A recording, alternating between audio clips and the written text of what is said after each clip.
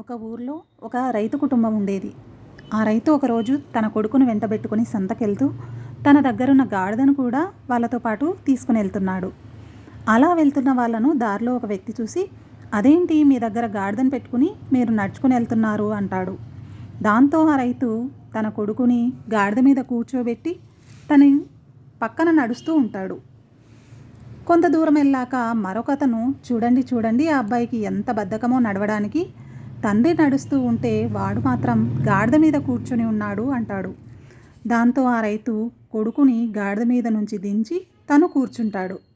అలా కొంత దూరం వెళ్ళాక ఒక ఆవిడ వాళ్ళని చూసి, సిగ్గు లేకుండా చిన్నపిల్లాడిని నడిపిస్తూ ఆ వ్యక్తి గాడిద మీద కూర్చొని ఊరేగుతున్నాడు అంటుంది.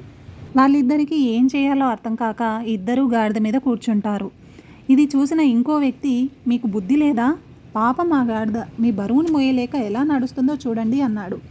అప్పుడు వాళ్ళిద్దరూ బాగా ఆలోచించి గాడిదను నడిపించకుండా తీసుకెళ్లాలని దాని కాళ్ళను తాడుతో కట్టేసి మరీ ఇద్దరూ కలిసి గాడిదను మోసుకెళ్తూ ఉంటారు.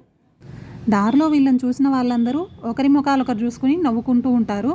ఇంతలో గాడిద రైతు కొడుకుని కాలుతో తంతుంది. దాంతో అబ్బాయి చేతిలో ఉన్న కర్రను వదిలేస్తాడు. గాడిద పక్కనున్న నదిలో పడిపోతుంది. గాడిద ముందరి కాళ్ళు ఒకదాంతో ఒకటి కట్టిపడేసి ఉండడంతో అది తప్పించుకోలేక నీళ్ళలో మునిగిపోయి ప్రాణాలను కోల్పోతుంది.